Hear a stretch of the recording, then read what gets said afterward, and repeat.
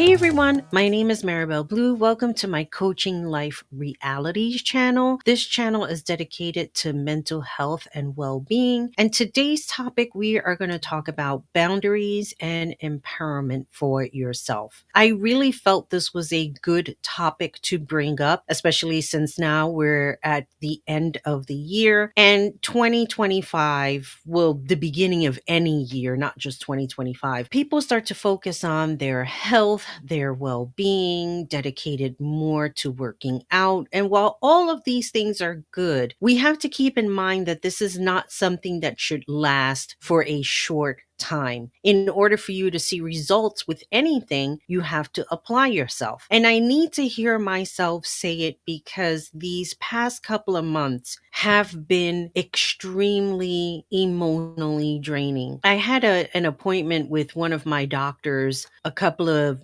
weeks ago, and she had mentioned that perhaps I should talk about grieving and the stages that I went through in taking care of my cat, Miss Nikki, who has been a fixture on my show for the last few years. I'm not ready to go there, and I may have mentioned this in my last video. I think I'm going to put that off for next year. But for me personally, it has been an up and down thing. And quite honestly, I think I will be grieving for her for the rest of my life. It's very difficult to comprehend that she is not here in a physical form.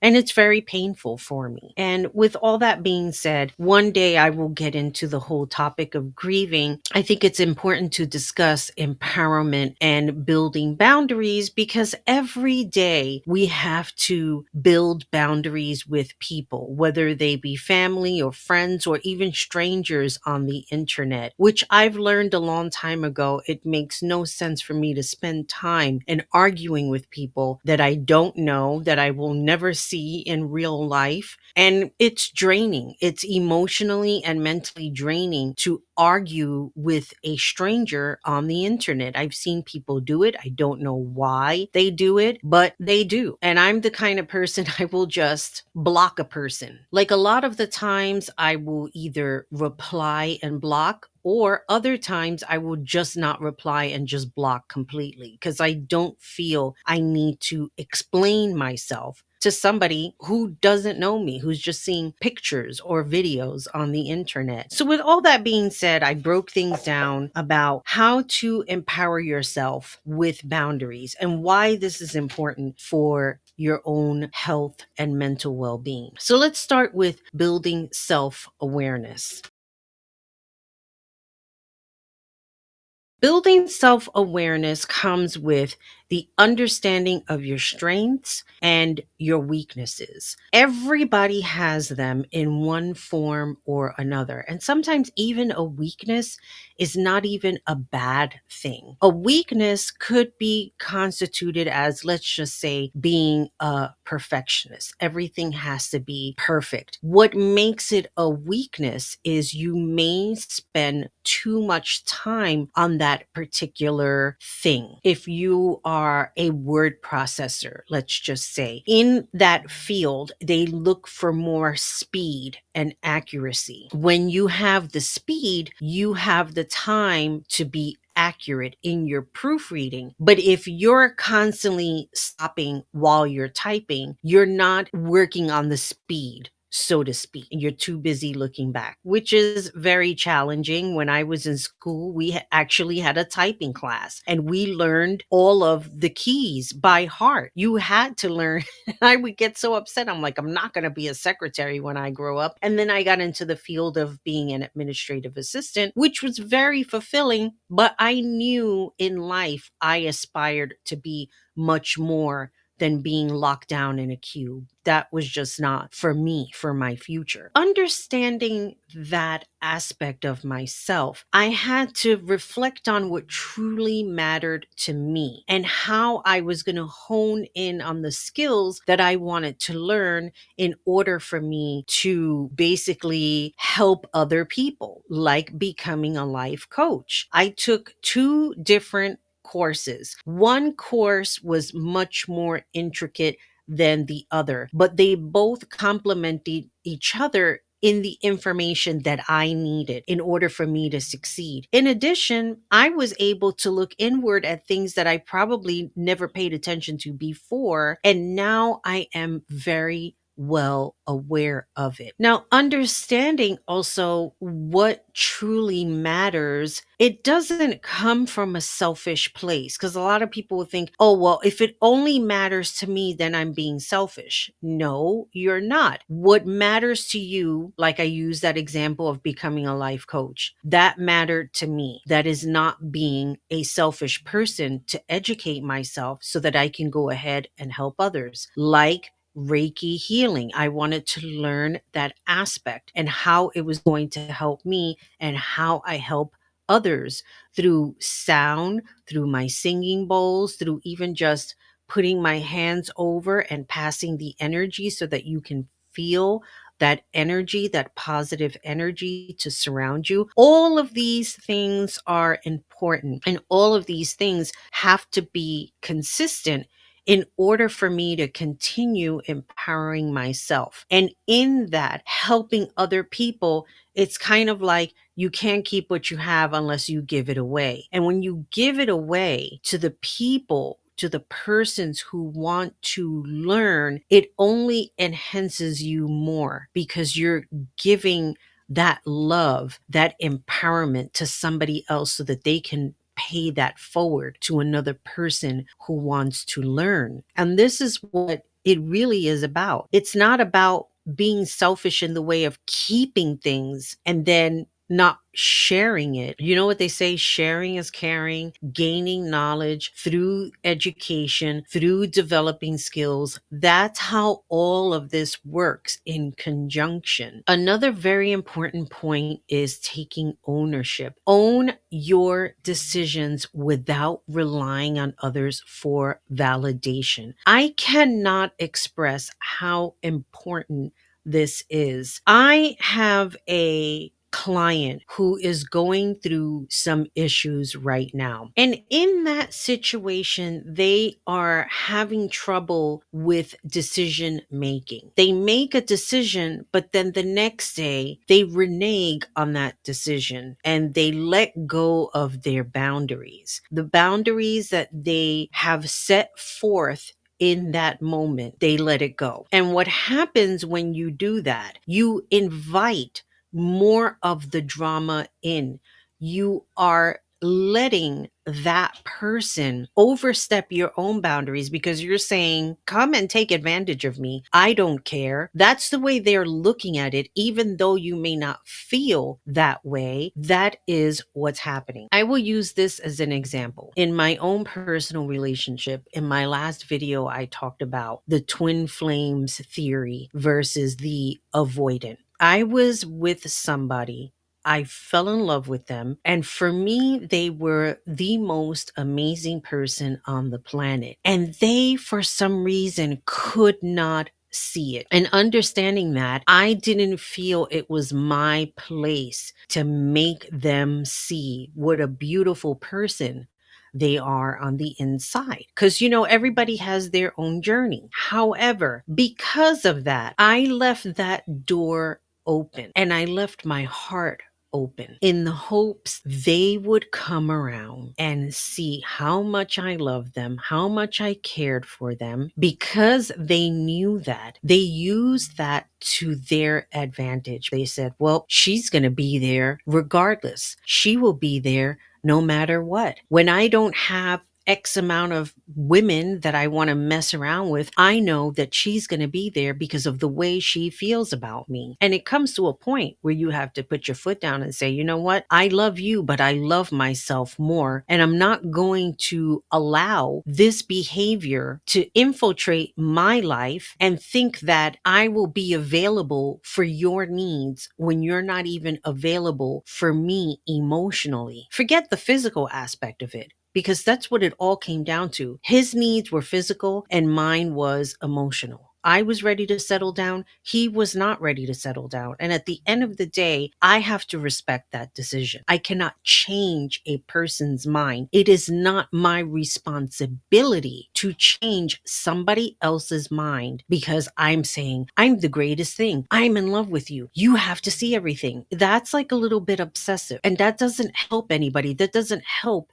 your own self esteem. That being said, when it comes to people respecting you, respecting who you are as a person, one must put their foot down and say, I am not going to tolerate this behavior from you. And if that person cannot stop and they think, well, it doesn't matter. I'm used to verbally abusing you and I'm used to putting mental torture on you and you take it. I'm not going to stop. Then you have to start making some serious decisions about who you want to keep in your life. And if you want to continue that relationship with that person, whether they're family members or not. So taking ownership for your behaviors, your actions and reactions to other people is very, very important. Without taking ownership of your actions, you will always make excuses for yourself as to why it happened, and then make excuses for the other person and blame yourself. Keep in mind that everyone is responsible for their own actions, and 99% of the time, you have nothing to do with how that person reacts or behaves. You have to take a step back and learn how to respect yourself. This is how one sets boundaries, learning how to say no, being comfortable with saying no. It is very uncomfortable saying no, even with the simplest thing. If somebody wants to go out and you don't feel like going out, and it's not a matter of because you're feeling a certain way or you're depressed,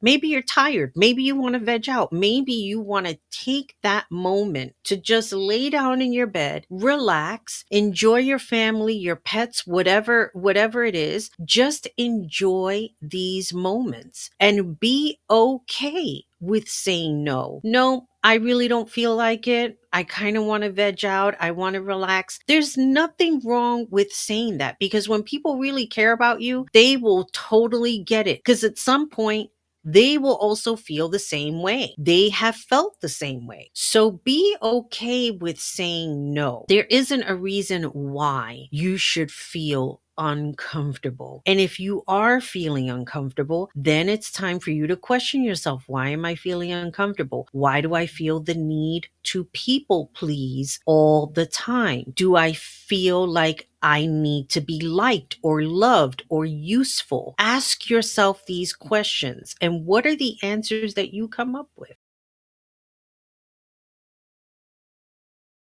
Think about a person in your life, past or present, who have overstepped their boundaries, either speaking to you in a disrespectful manner or disregarding your feelings as if they don't matter, or even your successes. If you shared something exciting, were they excited for you? Or did they just disregard what it was that you were feeling in that moment? Did it take away your elation from being happy for yourself? Did you feel guilt suddenly for being happy for yourself? Ask yourself these questions. These are questions I'm posing for you to think about, because everyone's answer will vary. Not all of the answers will be the same. And then after answering those questions, ask yourself why you would keep a person like that in your life. And then after you answer these questions, ask yourself why would you keep a person like that in your life? Are they a family member? Are they a friend that you've known for a long time? I'll use another example with myself. I had a friend that I knew for many years, and after I moved out here, she seemed different. I don't know what was going on with her. I know that she had some personal challenges, but she changed. And conversations that I would have with her were more like personal attacks, from making fun of me moving out here or poking at the fact that I had to drive distances to go to different places. And I'm like, well, this is Arizona. I live in the suburbs. So, yeah, there are a lot of places that I can't just get up and walk to. Sure, there's a local grocery store nearby that I can walk to. But since I've moved out here, I haven't really done that. If I want to go to the mall that they have out here, I need to get in a car and drive. I realized that this wasn't about the distances. This was probably a discomfort that she felt within herself. And maybe she didn't like where she was at in her life. I mean, I don't know. I'm not here to judge her or judge her decisions. All I know is that for me, there were consistent boundaries crossed. There was a constant disrespect for me in our conversations, almost as if she felt okay belittling me and who I was. And I was confused because, this is a person that I cared about as a friend. And she, for me, was a good friend until she wasn't anymore. So unfortunately, I just couldn't deal with speaking to her. It was sad, but I had to put that boundary and not speak with her anymore. As sad as that is, people sometimes change. And when they change and they don't like something that you're doing, they want to antagonize your decisions for no reason other than what may be going on within their own selves. So I wish her well. I hope that she does have a wonderful life, but I cannot participate in the disdain that she has for me because people like that are not really your friend. And why would you keep them around if they don't have your best interest at heart? Now that drives into cultivating confidence with your decisions. As difficult as that may be, or maybe it feels uncomfortable, the more you practice in the confidence for yourself, the better you will feel about your decision. It's empowering, it's creating boundaries, it teaches other people to respect you and your decisions, and they know not to cross those boundaries with you. I think it's a wonderful thing to have that. If you have somebody over at your house and they do something that's disrespectful in your home, how long do you think you're going to have them over? You're not going to have them over for a long time because whatever it is that they're doing could make you feel uncomfortable. Whatever that is. I'm not even going to give examples of that, but I'm just throwing that out there. Building confidence teaches you how to take actions. And what are those actions? Stop talking about what it is that you're going to do and do it. Advocating for yourself. How do you advocate for yourself? Meditation, mantras. So, how do we cultivate confidence within our decision making? We advocate for ourselves. We use mantras, daily mantras. There's plenty of books with mantras in it. I'm actually writing one now and I'm very excited about that. And I hope to launch sometime next year. So stay tuned with that. Meditation is also another good thing to advocate for yourself. Take time out, even if it's 5 minutes. Imagine what you can learn about yourself in 5 minutes when you just sit quiet with yourself. Listen to the birds outside. If you have a backyard, go outside in that backyard, put away your phone, and just take 5 minutes. Believe me when I tell you, you are not going to miss anything by not looking at your phone for at least 5 minutes. Imagine the peace and serenity you would find within those 5 minutes. 5 minutes will turn to 10 minutes, 10 minutes to 15 minutes, however long you want to meditate,